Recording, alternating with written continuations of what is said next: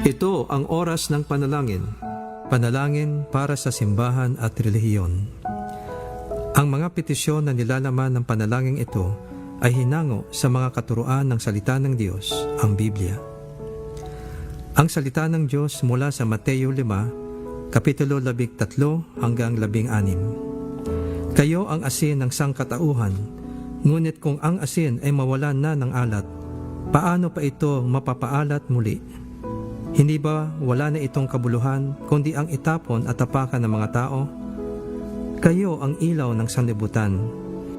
Dapat ninyong paliwanagin ang inyong ilaw sa harap ng mga tao upang makita nila ang inyong mabubuting gawa at papurihan ang inyong Ama na nasa langit. Naway sabayan ninyo ako sa panalangin ito. Ikaw lamang ang Diyos, O Panginoon, at ayon sa iyong kalooban, kami ay sasamba lamang sa iyo at wala ng iba. Tulad na ipinag-utos mo, sinasamba ka namin na bukal sa aming kalooban, kahit saan pa man kami naroon, at ayon sa makatotohanang pagkakilala sa iyo. Iyo din kaming tulungang mamuhay ayon sa iyong banal na salita, upang kami, sa pamamagitan ng iyong banal na Espiritu, ay mamuhay at makitungo sa aming kapwa na may pag-ibig, kapayapaan, pagtsatsaga, kabaitan, kabutihan, katapatan, kahinahunan at pagpipigil sa sarili. Naway kami ay manatiling namumuhay na may takot sa iyo, Panginoon.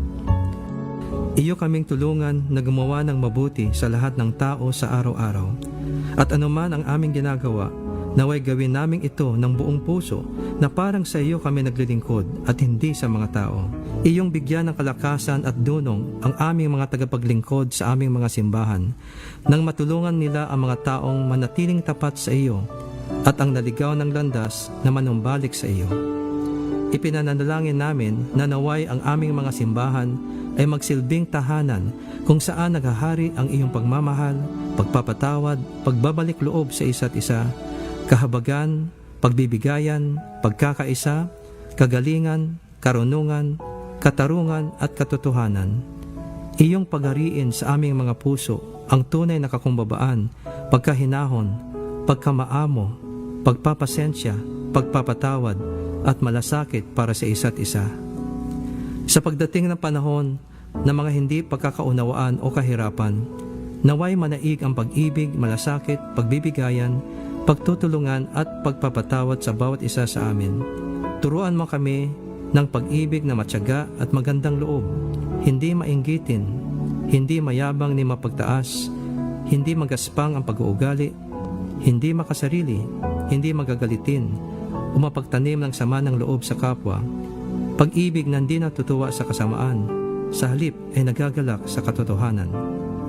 Gawin mo kaming tagapamagitan sa anumang hidwaan at magsilbing halimbawa ng pagmamahal, pagtitiis, awa at pagtatyaga. Sa lahat ng alitan, gawin namin ang lahat sa ikapapayapa ng lahat at nang kami iyong pagpalain. Iyo kaming turuan, O Diyos, na hanapin lagi ang maganda at mabuti sa aming kapwa, higit pa sa mga kapintasan, sapagkat lahat kami ay may kanya-kanyang ding mga kahinaan at kalakasan. Iyo ding palakasin ang iyong simbahan, O Diyos, nang kanilang patuloy na ipangaral ang iyong salita na may buong pagtitiyaga. Naway sila ay magpatuloy sa pagtuturo sa mga tao na sundin ang lahat ng iyong mga kautusan para sa kanilang kaunlaran at tagumpay. Dalangin namin na iyong ipadala ang mga manggagawang kakailanganin sa paghayag ng iyong magandang balita ng kaligtasan at bagong buhay sa pamamagitan ng iyong anak na si Jesus sa marami pang mga tao, lalo na sa aming bayan. Maraming salamat, Panginoon, sa iyong pagtugon sa aming mga dalangin na ito, sa pangalan ni Jesus. Amen.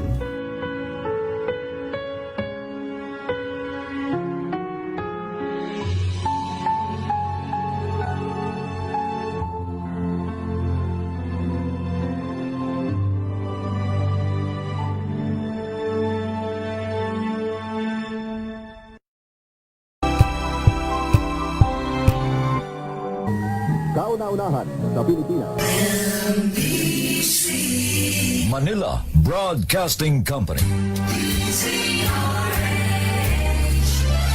DZRH a proud member of MBC Media Group.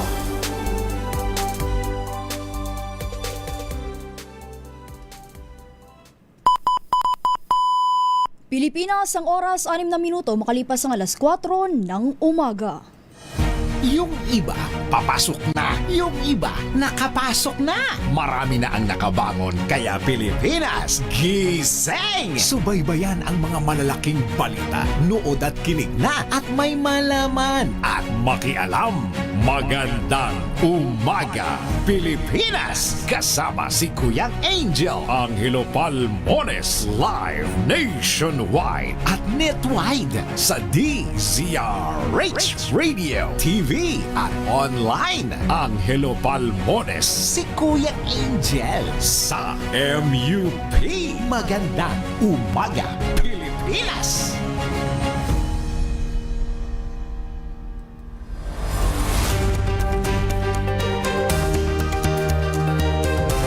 Magandang umaga Luzon, Visayas, Mindanao. Pilipinas, ito po ang programang Magandang Umaga Pilipinas ngayong Miyerkules, August 26, 2026. Sa ulo ng mga balita. Malacanang, bukas sa panukalang ipagbawal ang Facebook at online games sa Pilipinas. Isa pang OVP aide idineklarang hostile witness ng impeachment court. Dating security chief ni VP Sara handang tumestigo sa impeachment trial. Ombudsman itinuturing ang Davao City na epicenter ng flood control projects. PGH handang sumaklolo sa NKTI sa harap ng dumaraming kaso ng leptospirosis. At habagat, patuloy na makaapekto sa ilang bahagi ng Luzon at Western Visayas kahit lumabas na ng PAR ang Typhoon Obet. Dalawang LPA patuloy na minomonitor ng Pag-asa.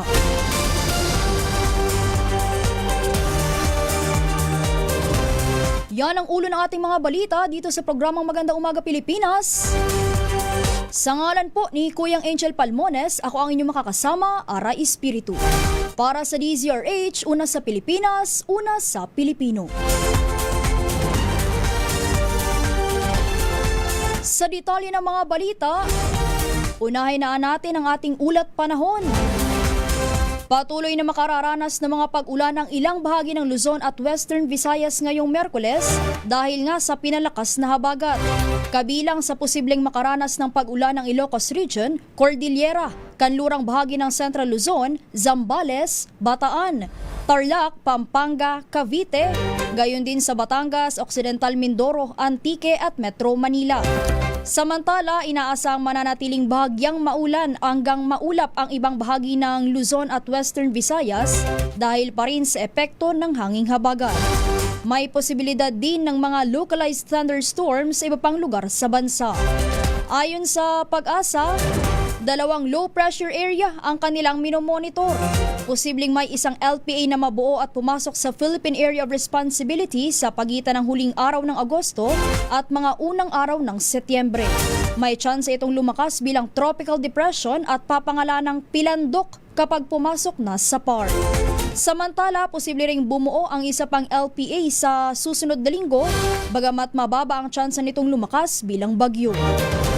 Paalala ng Pag-asa, maaaring magbago ang sitwasyon kaya pinayuhan ng publiko na patuloy na subaybayan ang mga pinakabagong weather update. Magandang umaga, Pilipinas!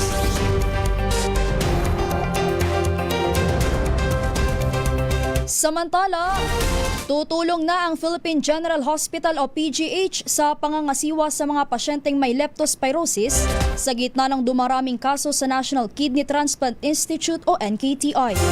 Ayon kay Palace Press Officer Claire Castro, naglabas na ng pahayag ang PGH para tumulong sa NKTI sakaling magkaubusan na ng espasyo o bed capacity. Giit ni Castro, ang mga pasyenteng naka-admit sa NKTI na hindi naman tinamaan ng leptospirosis ay maaaring lumipat sa PGH. Una nang sinabi ng NKTI na nakipag-ugnayan na sila sa pamunuan ng PGH at sa East Avenue Medical Center para i-accommodate ang mga itatransfer na pasyente sakaling kailanganin. Magandang umaga, Pilipinas!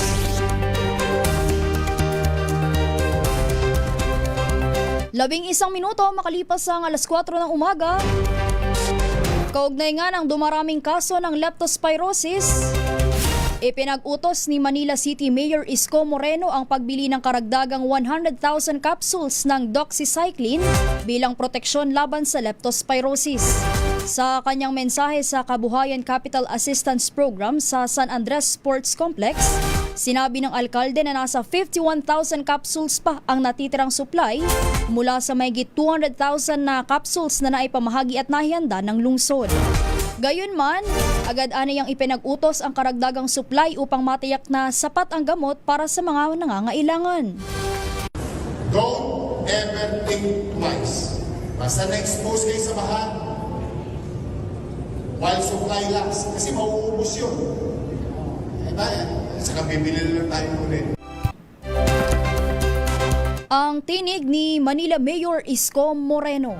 Magandang umaga, Pilipinas!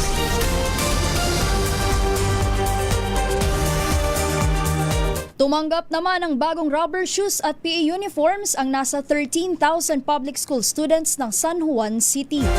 Personal na pinangunahan ni San Juan City Mayor Francis Zamora ang pamamahagi ng mga customized rubber shoes at PE uniforms kahapon.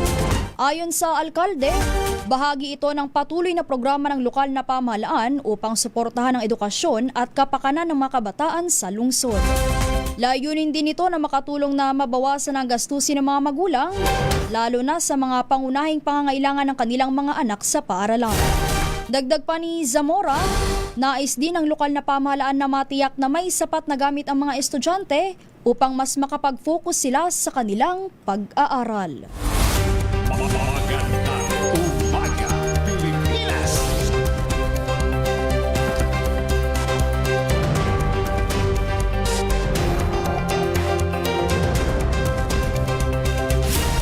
Samantala, arestado naman ng Bureau of Fire Protection o BFP ang isang tauhan nito na umano'y sangkot sa 500,000 slot for sale scam para sa recruitment sa ahensya. Isinagawa ang entrapment operation sa pakikipagtulungan ng BFP at PNP Criminal Investigation and Detection Group matapos humingi ang suspect ng 500,000 pesos kapalit ng slots sa BFP. Nagsimula ang insidente matapos makipag-ugnayan ang suspect sa biktima gamit ang peking Facebook account. Nagpakilala ito bilang BFP personnel at nagpakitang may ID ng ahensya.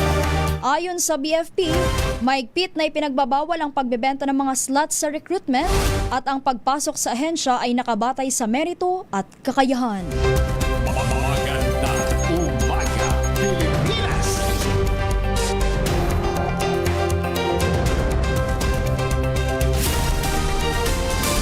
Bukas naman ang Malacanang sa panukala ng Cybercrime Investigation and Coordinating Center o CICC na iban ang Facebook at gaming apps sa Pilipinas. Ayon kay Palace Press Officer Claire Castro, ito ay bilang tugon sa mga nangyayaring karahasan sa paaralan at pagpapakalat ng mga maling impormasyon. Giit ni Castro, welcome sa Pangulo ang tuluyang pag-alis sa anumang application na makasisira sa mga kabataan at maging sa bansa. Sabi pa ni Castro, malaki ang ambag ng social media sa napapaulat na karahasan sa bansa, gayon din sa patuloy na paglaganap ng fake news. Pagbibigay diin ng opisyal, kung hindi pa rin mananagot at tatalima ang mga social media platforms sa requests ng pamahalaan na protektahan ang kanilang mga user, ay magandang ikonsidera na nga ang naturang proposal.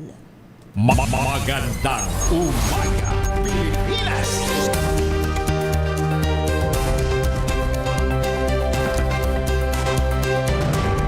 Labing 5 minuto makalipas ng alas 4 ng umaga, patuloy tayo sa ating balitaan.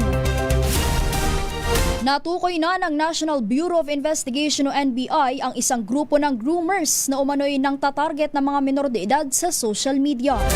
Ayon kay NBI Director Attorney Melvin Matibag, nakapasok ang bureau sa isang group chat na kalaunan ay nag-collapse at may libo-libong miyembro kung saan karamihan ay mga Pilipino. Tinatarget umano nito ang mga edad 12 years old hanggang 19 years old. Sinabi ni Matibag na pinagagawa ng grupo ng karahasan ang mga biktima bilang initiation, Kapalit ng promotion sa grupo, kabilang ang umano'y sainthood kapag nagpakamatay. Sinusuri ng NBI kung may kaugnayan ng grupo sa mga estudyanteng sangkot sa pamamaril sa San Jose National High School sa Tacloban, gayon din sa Ateneo de Zamboanga University. Magsasagawa rin ng profiling sa mga nagbahagi online ng footage ng mga pamamaril. No. Of course, we want to know kung ano yung participation nila because from our point of view, kaya i-live broadcast yan, merong nanonood eh. May gusto siyang audience. Sino doon? It could be the groomer or kung pinakang-head na, sino doon? That's why we want to know kung sino. That's why we will profile everyone. Maraming members, libo eh. Your initiation, parang you will be promoted. You will be promoted. Merong pang tinuturo na meron silang tenets, may parang Bible sila na pag nagawa mo to, mapupromote ka, may group ka inalagaan. Pag nagawa mo naman to, ang thinking, if this is doon sa group na to, itong sa Ang tinig ni NBI Director Melvin Matibag. Magandang umaga, Pilipinas!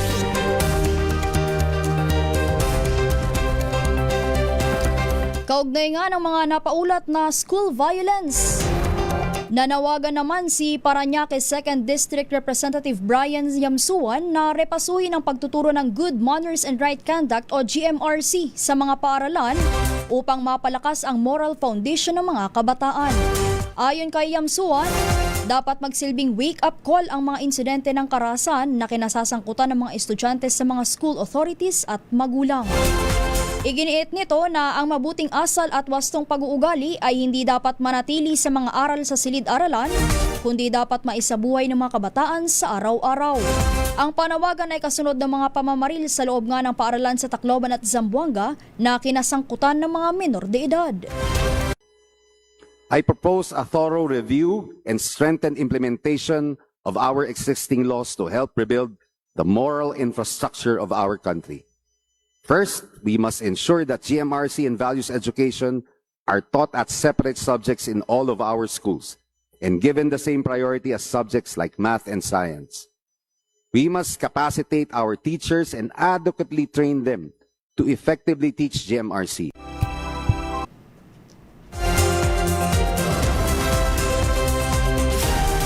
Ang tinig po ni Parañaque 2nd District Representative Brian Yamsuan.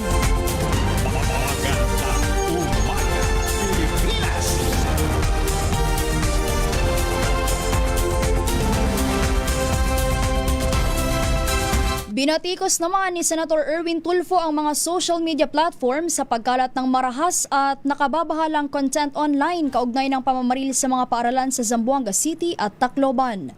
Sa kanyang privilege speech, binanata ni Tulfo ang Meta, YouTube, TikTok at Instagram dahil sa kabiguan ng mga ito na pigilan ang pagkakalat ng graphic violence at iba pang mapanganib na content. Hinikayat ni Tulfo ang pagbuo ng batas na magpapataw ng parusa sa mga social media platform na paulit-ulit na nagpapalaganap ng ipinagbabawal na content, lalo na ang karahasan laban sa mga bata. Samantala, nanawagan din si Senator Lisa Hontiveros na magkaroon ng opisina at kinatawan sa Pilipinas ang mga social media platform para mas madaling makausap ng law enforcement at mapanagot ang mga ito.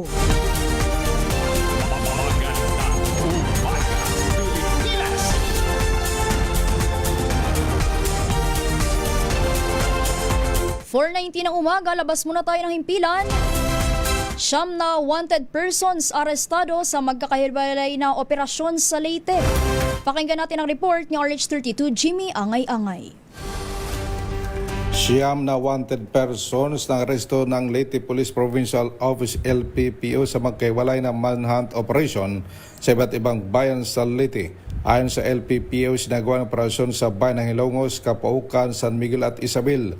2 wanted person na aresto sa bayan ng Isabel dahil sa umunay paglabag sa Presidential Decree 1602 o batas laban sa illegal gambling. Isa naman na aresto sa bayan ng Capaucan, Leyte, kaugnay sa kasong statutory rape, habang 5 na aresto sa San Miguel dahil sa illegal na huygo. Samantala, isang 18 anyos lalaki na aresto sa Hilongos dahil sa kasong pagnanakaw. Ayon kay Leyte Police Provincial Office Provincial Director Colonel Celerino Sacro Jr. patuloy ang kanilang manhunt operations at koordinasyon upang matiyak ang maayos na patupad ng mga warrant of arrest matapos ang kanilang pagkaresto, dinala ang mga suspect sa kanilang police station para sa kaukulang disposisyon bago i-turn over sa mga korte na naglabas ng kanilang mga warrant.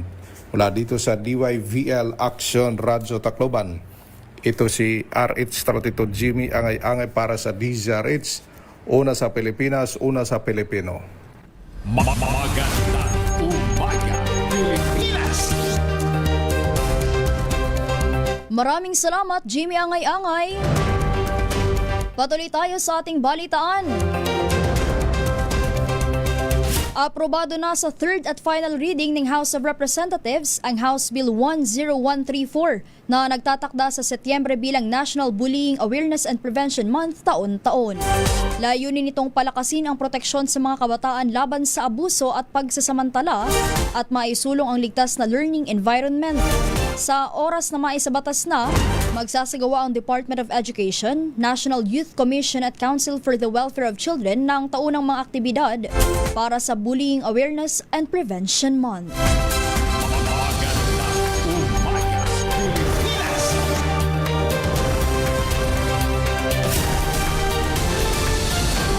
Ito, update po.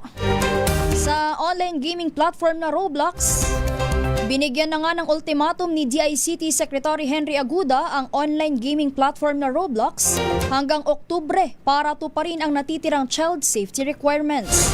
Sa panayam sa DZRH, nagbabala si Aguda na maaaring ipaban sa Pilipinas ang Roblox kapag hindi nito tutuparin ang mga ipinangakong hakbang para mapalakas ang proteksyon sa mga kabataan laban sa online predators at grooming.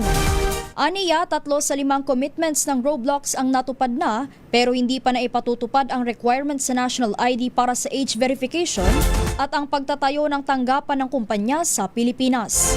Nakatakdang makipagpulong ang DICT sa Roblox sa Singapore upang talakayin at ipatupad ang natitirang kasunduan na dapat matupad bago matapos ang Oktubre. Sisingilin ng natin sa kanila this week and nakikipag-usap naman ako sa kanila. Sabi ko sa kanila, dapat yung mga huling requirements na hiningi namin sa inyo for child safety, implemented na yan no later than October. Pagka hindi pa rin, baka magka-problema tayo. Magka-problema, meaning? Well, magka-problema in the sense na yung ginawa natin kay Gorbax, kung maalala niyo si Gorbax, hindi sila nag-comply doon sa child safety requirement natin. So, nawala na si Gorbax, hindi mo na magamit ngayon si Gorbax. Magandang umaga, Pilipinas! Samantala, ito, hingi muna tayo ng update sa naging resulta ng laban ni Alex Ayala at Felix Auger Aliassime sa US Open Mixed Doubles. Pakinggan natin ang detalye mula sa report ni Joy June Balerete Acol. Magandang umaga, araw mga kababayan. Maagang natapos ang kampanya ng Tambalang Arete Acol ng radyo natin. Nagulat para sa DZRH, una sa Pilipinas, una sa Pilipino. Joy June, kailan nga Joy June yung next schedule ng sunod na laban ni Alex? Ito ay sa Huwebes. Bale sa dito sa amin ay gabi ng Huwebes. So 12 hours ang laban ng Pilipinas, kaya Biyernes ang kalalabasan ng laro ni Alex. Pero ang opisyal na laro ara ay sa Linggo at malalaman natin yan sa Huwebes kung sino ang makakalaban niya. Okay. Maraming salamat, Joy June Acol ng DZRH, radyo natin US correspondent.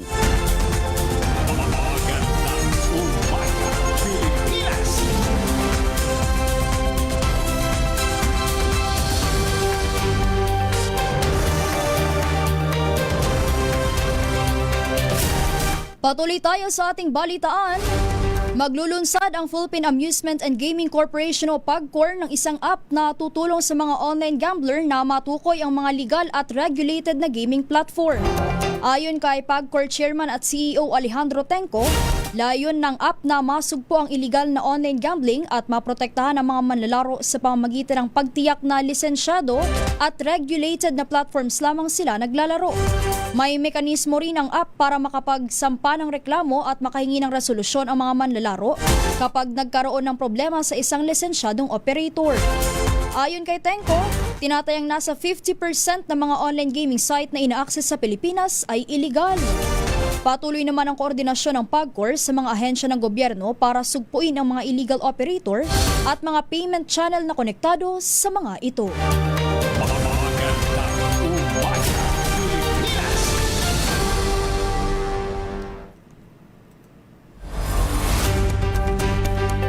Samantala, 200 bagong kasal sa bayan ng Katarman tumanggap ng tig-1 sakong bigas mula sa lokal na pamahalaan.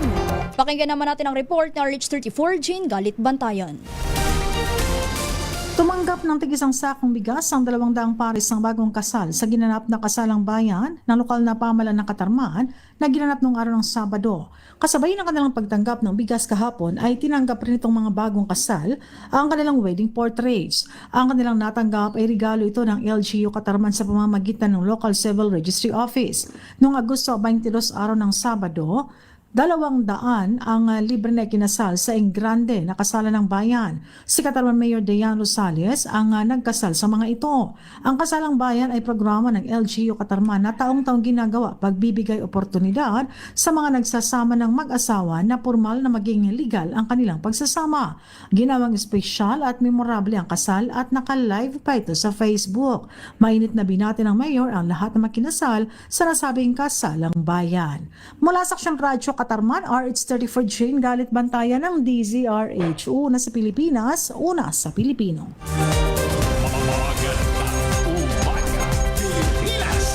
Maraming salamat, Jane Galit Bantayan. Good morning po sa mga nakatutok sa Magandang Umaga Pilipinas, mga nakasubaybay sa kanilang radyo, telebisyon, at syempre yung mga nakatutok sa ating Facebook at YouTube Live. Good morning! Batiin muna natin ang mga nakikinig, mga nanonood sa ating YouTube Live. Good morning po, Sir Mario Verania Jr. Nakatutok mula dyan sa Santa Cruz, Laguna. Ayan, fair weather daw ho. Maganda ang kalagayan ng panahon sa kanilang lugar ngayon. Good morning rin po kay Roberto Clemente, watching from Kalumpit, Bulacan. Pagbati rin po kay Nathaniel Passion, nakatutok naman mula dyan sa San Mateo, Isabela. Good morning, good morning! Pagbati rin po kay Ray. Masyado mahirap itong mga username. Pagbati rin po kay Vincent Zaraspe. Nakatutok naman from Canada. Good morning po! Patuloy tayo sa ating balitaan. Opisyal ng pinalitan ng Manila LGU ang pangalan ng Ospital ng Sampaloc bilang Mayor Ramon Bagatsing General Hospital. Pinangunahan ni Mayor Isko Moreno Dumagoso ang renaming ceremony kasama si Vice Mayor Chi Atienza at ang pamilya ng namayapang alkalde. Ayon kay Yorme Isko, ito ay pagbibigay pugay sa ilang taong paninilbihan ni Bagatsing sa mga Manilenyo. Si Bagatsing ay nagsilbing mayor ng lungsod mula 1972 hanggang 1986 at kilala sa kanyang malaking kontribusyon sa serbisyo publiko, lalo na sa sektor ng kalusugan at edukasyon. Kabilang sa mga inisyatiba ng kanyang administrasyon ang pagkakatatag ng College of Medicine sa pamantasan ng lungsod ng Maynila.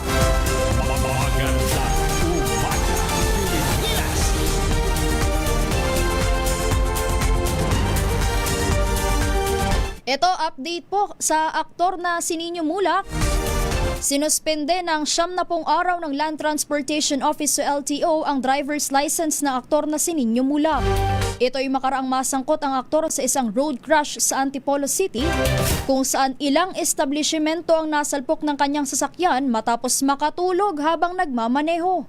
Ayon kay LTO Chief Assistant Secretary Marcos Lacanilao, inisyuhan na rin nila ng show cause order ang aktor upang paharapin sa Intelligence and Investigation Division para sa nakatakdang pagdinig sa Biyernes. Pinasusumiti rin ito ng paliwanag habang isinailalim naman na sa alarm status ang ginamit nitong sasakyan. Gate ni Lacanilao, posibleng maharap si Mulak sa kasong reckless driving at maaari ring bawiin ang kanyang lisensya. Paalala ng LTO sa mga motorista, maging maingat at responsable at kung nakararamdam ng pagod o antok ay huwag puwersahin ang sarili na magmaneho.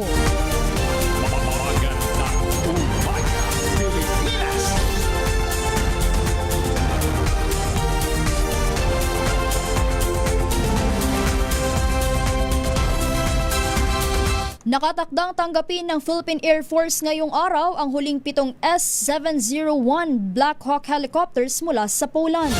Sa pagdating ng mga bagong helicopter, makukumpleto na ang 32 Black Hawk na binili ng Pilipinas sa ilalim ng modernization program ng Philippine Air Force. Gaganapin ang turnover ceremony sa Villamor Air Base sa Pasay City sa pangunguna ni PAF Commanding General Lieutenant General Arthur Cordura.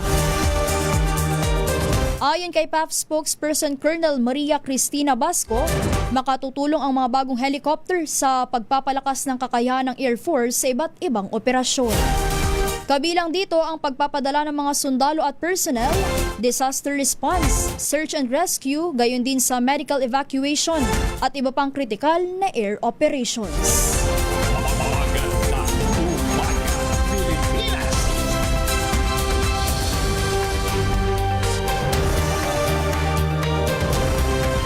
Target ng Pilipinas na makakuha ng karagdagang military drones bilang bahagi ng modernisasyon ng Armed Forces of the Philippines. Ayon kay Defense Secretary Gilberto Chodoro Jr., mayroon ng fleet ng unmanned aerial vehicles ang AFP para sa intelligence, surveillance at reconnaissance. Giit niya, mahalaga munang mapalakas ang connectivity, network at security systems bago dagdagan ang mga drone. Dagdag pa ng kalihim, bahagi ng Modernization Fund ang posibleng pagkuha ng karagdagang drones at nakikipag-ugnayan din ang DND sa ilang bansa na may expertise sa teknolohiya ng drones. Samantala, sinabi ni Chodoro na nananatili rin ang plano para sa pagkuha ng multi-role fighter jets, depende sa pondo at sa pagkumpleto ng mga kailangang sistema at pasilidad.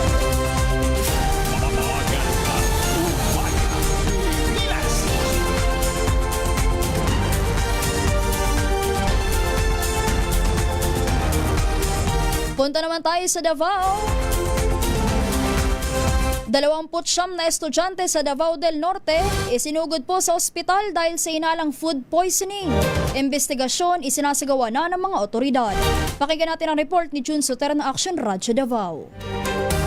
Isinailalim sa investigasyon ng mga health and law enforcement authorities ang hinihinalang food poisoning na nakaapekto sa 29 na estudyante ng Tunalian National High School sa Santo Tomas, Davao del Norte. Ayon sa Municipal Health Office, isinugod ang mga estudyante matapos makaranas na matinding pananakit ng tiyan, pagduduwal, tuloy-tuloy na pagsusuka at pagkahilo. Dinala muna ang lahat ng 29 na estudyante sa Santo Tomas Rural Health Unit para sa pagsusuri. Sa mga ito, 18 ang na-refer sa Davao del Norte Hospital, Carmen Zone, 4 sa Davao Regional Medical Center sa Tagum City at 1 sa pribadong pagamutan. Samantala, 6 na estudyante ang pinayagang umuwi matapos maklear ng mga doktor at wala na ipinakitang sintomas. Tiniyak naman ng Department of Health, Department of Social Welfare and Development at Municipal Government of Santo Tomas na sasagutin ang medical expenses ng mga apektadong estudyante upang hindi na magkaroon ng bayarin ang kailang mga pamilya sa mga ospital na tumanggap sa kanila. Kasabay nito, nagsagawa ng inspeksyon ang Municipal Epidemiology and Surveillance Unit kabilang ang campus canteen at mga food vendor sa paligid. Kumuha rin ang mga otoridad ng food samples na isa sa ilalim sa laboratory testing upang matukoy ang posibleng pinagmulan ng contamination. Patuloy naman ang koordinasyon ng Santo Tomas Municipal Police Station sa school officials, health personnel at iba pang ahensya upang alamin ang buong pangyayari. Nanawagan ang mga otoridad sa publiko na iwasang magpakalat ng hindi beripikadong impormasyon o haka-haka sa social media habang inihintay ang resulta ng laboratory test at medical assessments. Ito si June Suter sa DZRH. Una sa Pilipinas, una sa Pilipino. Magandang umaga, Pilipinas! Maraming salamat, Jun Soter. Samantala, inisyuan na ng warrant of seizure and detention ng Bureau of Customs ang Porsche 918 Spider na pag-aari ng aktor na si Derek Ramsey. Ayon kay BOC Commissioner Ariel Nepomuceno, may 15 araw ang aktor para magsumite ng mga dokumentong magpapatunay na walang discrepancy sa pagbayad nito ng duties at taxes ng naturang sasakyan. Sa kaalianiyang mabigo si Derek na magawa ito ay maglalabas na ng forfeiture order ang BOC para tuluyan ng ma-auction ang kanyang luxury car. Sa record ng kawanihan, pumasok ng bansa ang Porsche 918 Spider ni Derek noong 2021, ngunit batay sa mga dokumento ay deklarado ito bilang isang Porsche Baxter na may declared value lamang na 3.26 million pesos. Higit na mababa kaysa sa totoong halaga nito na tinatayang nasa 48 million pesos. Samantala, nakipag-ugnayan naman na si Derek sa BOC at tiniyak na makikipagtulungan siya sa nagpapatuloy na investigasyon.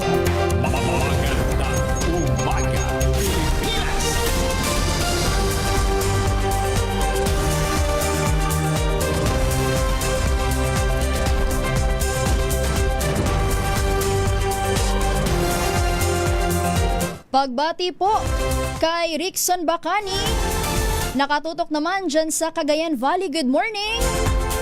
Kamusta po ang kalagayan ng panahon sa inyong mga lugar? Pagbati rin po kay Lolita, gayon din po kay Melvin Letrodo. Good morning! At syempre good morning rin po kay Michael Montero.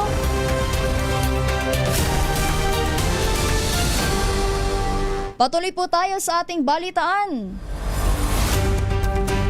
Bahagya namang bumaba ang bilang ng mga pamilyang Pilipino na nakararanas ng involuntary hunger o pagkagutom dahil walang makain sa ikalawang quarter po yan ng taon. Batay sa survey ng Social Weather Stations, nasa 20.3% o isa sa bawat 5 pamilya ang nakaranas ng gutom kahit isang beses sa nakalipas na 3 buwan. Mas mababa ito kumpara sa 23.2% na naitala noong Marso. Pinakamataas ang hunger rate sa Mindanao na 24%, sinundan ng Visayas sa 22.3%, Metro Manila sa 21% at natitirang bahagi ng Luzon sa 17.3%.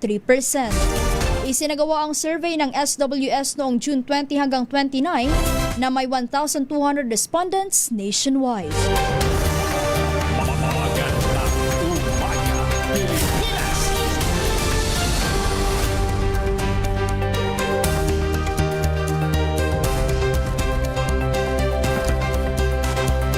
Pinatitiyak naman ni Pangulong Bongbong Marcos Jr. sa mga healthcare institution na walang Pilipinong mapagkakaitan ng serbisyong medikal dahil sa kakulangan sa pinansyal. Ginawa ni PBBM ang pahayag kasabay ng paglagda ng PhilHealth at St. Luke's Medical Center Global City sa isang Memorandum of Agreement. Sa ilalim ng kasunduan, maglalaan ang St. Luke's ng 53 hospital beds para sa mga miyembro ng PhilHealth na sasailalim sa specialized treatment sa ilalim yan ng No Balance Billing Program.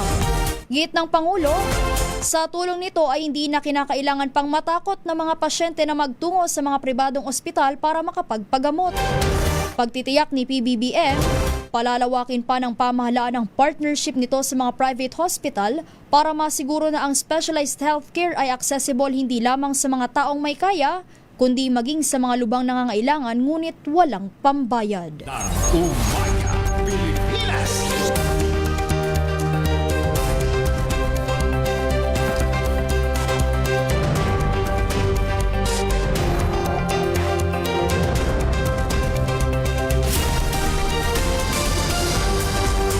Suportado ni Pangulong Bongbong Marcos Jr. at DSWD Secretary Rex Gatchalian ang bagong partnership ng St. Luke's Medical Center Global City at ng PhilHealth. Ayon kay Pangulong Marcos, layon ng partnership na mapalawak ang access ng mga Pilipino sa dekalidad at abot-kayang serbisyong pangkalusugan. Sinabi naman ni Gatchalian na patuloy na makikipag-ugnayan ang DSWD sa mga pampubliko at pribadong institusyong pangkalusugan upang mailapit sa publiko ang mga social protection program gaya ng Assistance to Individuals in Crisis Situations o AICS. Dumalo rin sa seremonya ang mga opisyal ng PhilHealth, Department of Health at ng St. Luke's Medical Center.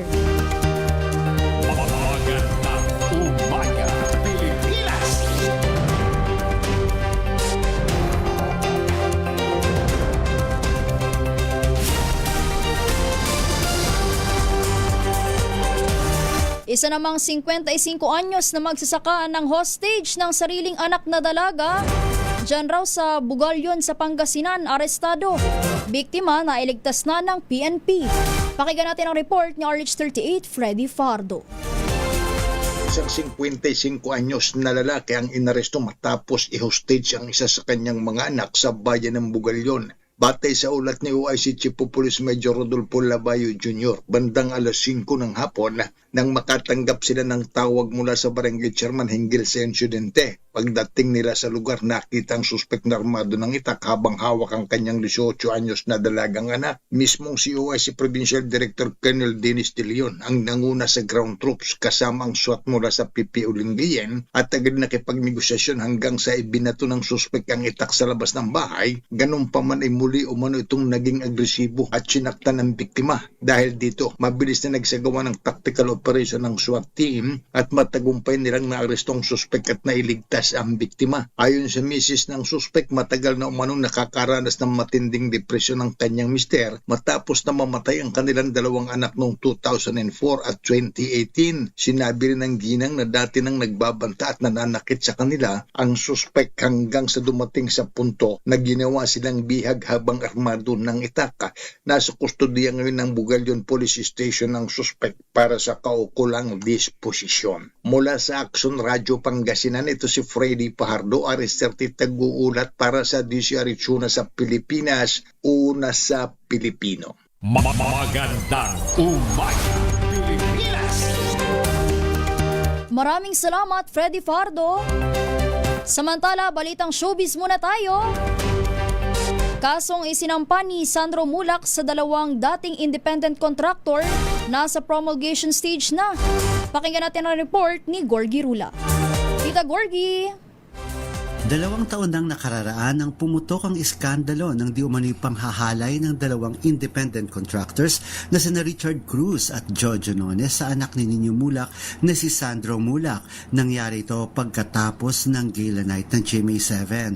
Umabot na ito sa demandahan at kasalukuyang dinidinig ngayon sa Department of Justice ang kasong rape through sexual assault na isinampa ni Sandro laban kina Cruz at Nones. Ngayon ay kinumusta namin at napag-alamang malapit na pala ang promulgation nito. Text sa akin ng abogado ng dalawang independent contractors na si Attorney Maggie Abraham. Ang sabi nito, nag-file na po kami ng formal offer of evidence for the defense.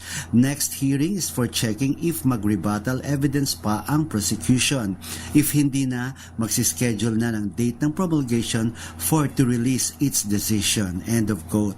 Kaya inasahang may ibaba na ang desisyon sa kasong ito bago matapos ang taong 2026. Wala na kaming balita kung ano na ang pinagkakabalahan ng dalawang nakasuhan, pero si Sandro ay natapos na raw niya ang kanyang therapy at marami raw siyang natutunan sa traumatic experience na pinagdaanan niya.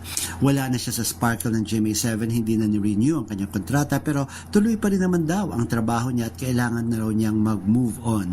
Abangan na lang natin kung paano nila tanggapin ang magiging desisyon ng korte kaugnay sa kasong ito. Gorgie Rula po nag-uulat mula sa showbiz ng DZRH.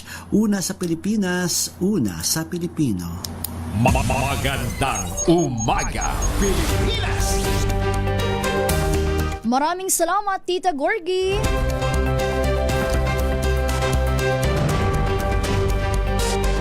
"4:46 na po ng umaga. Bangon-bangon na sa mga may pasok, may trabaho. Inom-inom na ng kape. Kain na ng agahan. Ito may pinapabati dito si Melvin Letrodo. Pabati raw po itong mag-asawang very sweet at sobrang nagmamahala na nakatutok kayon sa DZRH. Sana ba yun? Ayan, sina Manong Rodolfo Planillo at Manang Saling Planillo. Good morning po. Pabati rin daw po kay Merlin Mayorga. Nakatutok naman dyan sa Marinduque. At kay Beth Gray, good morning po. Gayon din kay Coco Yabut. At syempre, batiin rin muna natin itong mga nakikinig sa ating Facebook Live. Unahin na natin si Ria Soto. Good morning po. Gayon din kay Shero, kaya nakatutok naman dyan sa Barangay 9P Gomez sa Caloocan City. Kay Jay Morales from Santa Ana, Manila. Good morning rin po kay Randy Santisas. Ito, kababayan ko from Iriga City, Camsur, John Eric de Guzman. Good morning po, pagbati sa inyo. At kay Marilu Jeronimo, nakatutok naman dyan sa Cabanatuan City. Pagbati rin po kay Nelson Malinaw. Gayon din kay Saturnino Laway Sr. at kay Jerry Cornista. Gayon din po kay Ben Camantigue at kay Allen Francisco. Nakatutok naman dyan sa Navotas. Pabati raw po ng kanyang misis si Tin Laurente. Good morning po. Happy midweek, RH. Good morning naman kay Ermi Legaspi at kay Melvin Alviar watching from Malaysia. Good morning po. Pagbati rin kay Ricky Tabada. Patuloy tayo sa ating balitaan.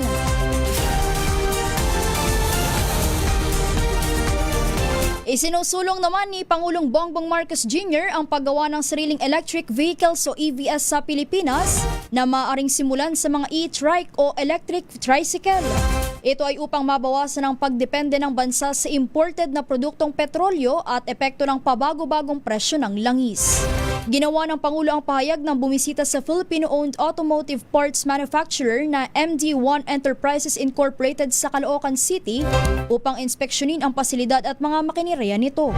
Ayon kay Pangulong Marcos, aalamin ng pamahalaan ang mga karagdagang kagamitan at suportang kailangan upang makagawa ng electric vehicles sa Pilipinas. Umaasa ang Pangulo na malapit nang magkaroon ng Filipino-made electric tricycle at kalaunan ay posibleng makagawa rin ng electric jeepney o e-jeep. Benepisyaryo ang MD1 Enterprises ng Small Enterprise Technology Upgrading Program ng Department of Science and Technology na tumutulong sa maliliit at katamtamang negosyo para mapahusay ang kanilang operasyon at produksyon.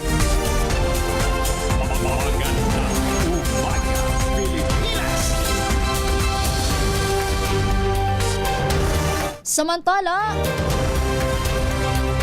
ito, Department of Energy target daw pong bawasan ng 50% ang red, yellow alert sa Visayas grid sa Setyembre. Pakinggan natin ang report ni RH15, Giselle Ricafort.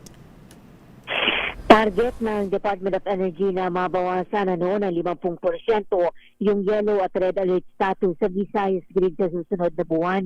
Ayon kay Energy Secretary Sharon Garin, sa pamamagitan ito ng inaasahang pagbabalik serbisyo ng 4 na baseload power plant sa rehiyon. Kabilang na yung tema Visayas Unit 2 at KEPCO SPC Corporation ngayong Agosto na susundan ng Cebu Energy Development Corporation at isa pang unit ng TVI sa susunod na buwan. Sabi ng kalihim, nagbigay ng commitment ang nabanggit na mga kumpanya na magbabalik ng serbisyo sa lalong madaling panahon. Bukod dito, patuloy ang nakikipag-ugnayan ng DOE sa mga system operator at generation company kaugnay ng availability ng mga planta. Inobliga rin ang ahensya, sabi ng Energy Secretary, yung National Grid Corporation na mag-install ng nasa 200 o 250 na megawatts na battery ngayong may National Energy o National Energy Emergency umiiral. Inatasan niya ng NGCP na ikonekta yung 4 na power plant ng baterya na matatagpuan sa Iloilo, Negros, Cebu at Leyte upang mabalanse at maibsan yung pagdipes ng supply ng kuryente sa rehiyon. Matatandaan na halos araw-araw, ilang oras na isinasailalim sa red at yellow alert status ang Visayas grid. Ito si Giselle Ricafort para sa Reader 8 sa Pilipinas, una sa Pilipino.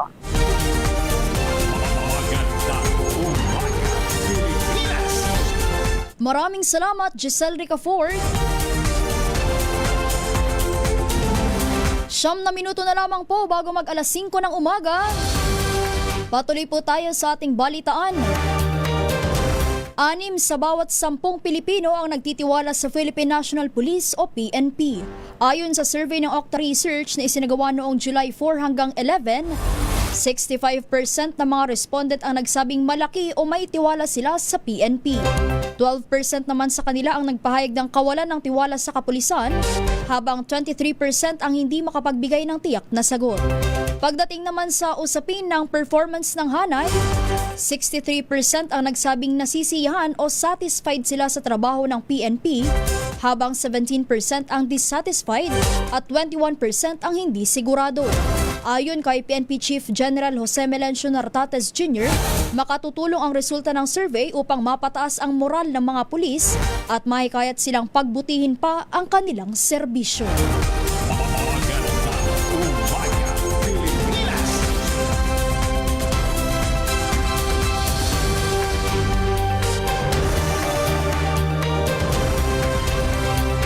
Patuloy na sinusuri ng Department of Justice ang hiling ng United States na i-extradite si Kingdom of Justice Christ founder Apollo Quiboloy.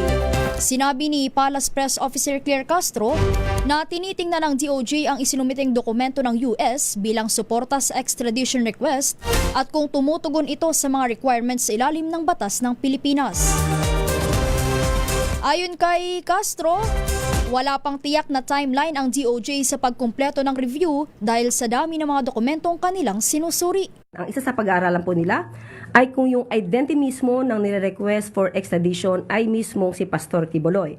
Pangalawa, kung meron double criminality, kung ang mga kaso na kanyang kakaharapin sa US ay maituturing din na kaso na ating pinipinalize dito sa ating bansa. So, hintayin po natin kung ito ay kung kailan matatapos, pero alam nila na ito ay agaran na dapat magkaroon ng desisyon. So medyo makapal lang daw po at bulto ang mga dokumentong kanilang binabasa sa ngayon.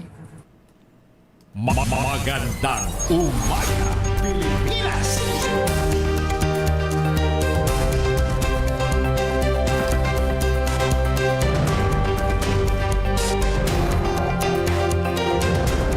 Iminungkahi naman ni Commission on Elections Chairman George Erwin Garcia na ipatupad na lang ang panukalang 5-year term sa barangay at sangguniang kabataan officials pagkatapos ng halalan sa November 2. Ito ang sinabi ni Garcia matapos na talakayin sa Senate hearing ang naturang panukala.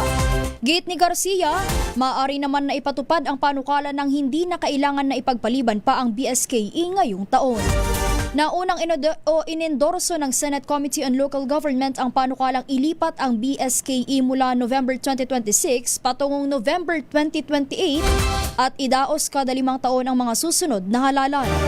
Una nang umapila ang COMELEC na maagang desisyonan ng Kongreso ang panukala bago pa man magsimula ang filing ng Certificate of Candidacy para sa BSKE na nakatakda sa September 28 hanggang October 5. Nabatid din kay Garcia na nasa 8 billion pesos na ang nagastos ng poll body para sa paghahain sa BSKE.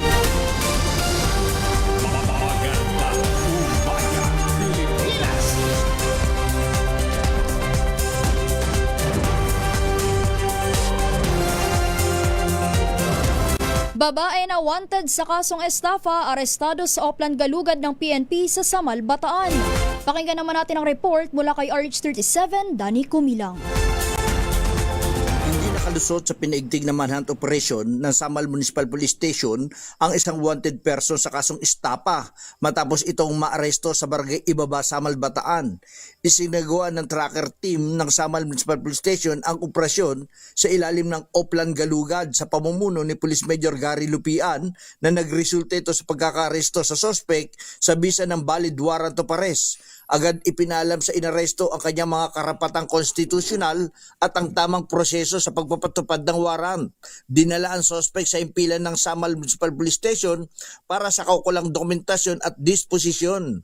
Ayon sa Bataan PNP, patuloy ang kanilang pagtugi sa mga wanted person bilang bahagi ng kampanya na tiyaking umiiral ang batas at walang nakakaligtas sa pananagutan sa batas. Danny Kumilang, RS37, DCRH, una sa Pilipinas, una sa Pilipino. Magandang umaga, Pilipinas! Maraming salamat, RH37, Danny Kumilang.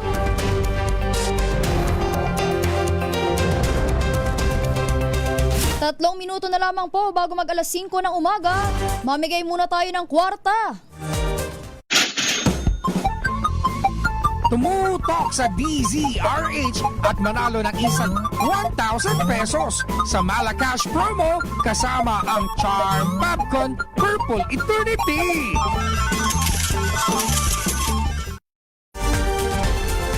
Ang ating Malakas promo ay naglilibot kasama ang Charm Falcon Purple Eternity dyan sa Barangay Pulang Lupa, 2 Las Piñas City. At ang ating word of the day... Ready na ba kayong tandaan ang ating word of the day para manalo ka ng Deezer H Mini Component? Eto na!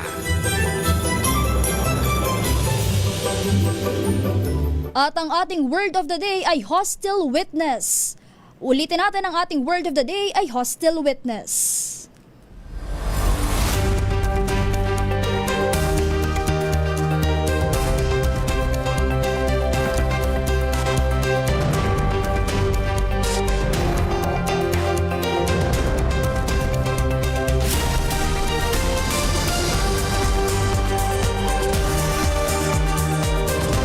.58 in the morning.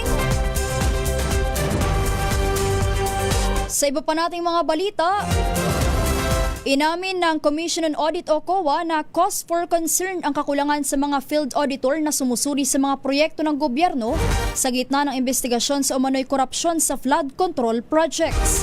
Ayon kay COA Assistant Commissioner Lorna Cabochan, 716 posisyon ang inalis sa plantilla noong 2020, bagaman 332 sa mga ito ang naibalik noong Hulyo matapos humingi ng restoration sa Department of Budget and Management. Dahil dito, 384 na posisyon pa rin ang hindi na ibabalik na nakaapekto sa dami ng auditor na nakatatalaga sa mga field. May mga auditor din na umaalis dahil sa mas mataas na sahod, mas malapit na lugar ng trabaho, at mas flexible na work arrangement. Itinaas ni Akbayan Party List Representative Percy Sandanya ang issue sa House Budget Deliberations, kasunod ng mga tanong sa kakayahan ng COA na subaybayan ang mga infrastructure project ng gobyerno.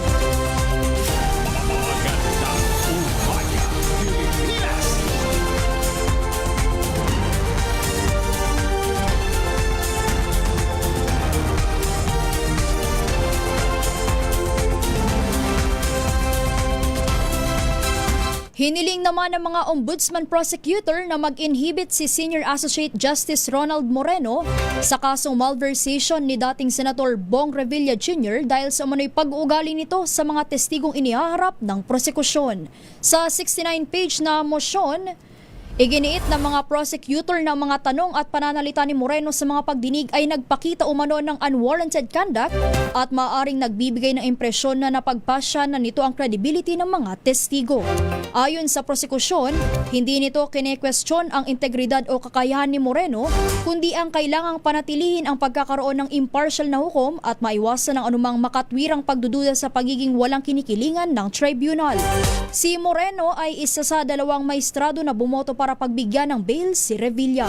Noong July 31, nagpiyansa si Revilla ng 1 milyong piso kaugnay ng pending malversation case sa umano'y 92.8 billion pesos o 92.8 million pesos na illegal na flood control project sa Pandi, Bulacan.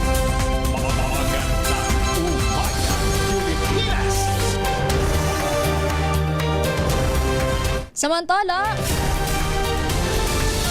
Malacanang bukas sa panukalang ipagbawal ang FB at online games sa Pilipinas.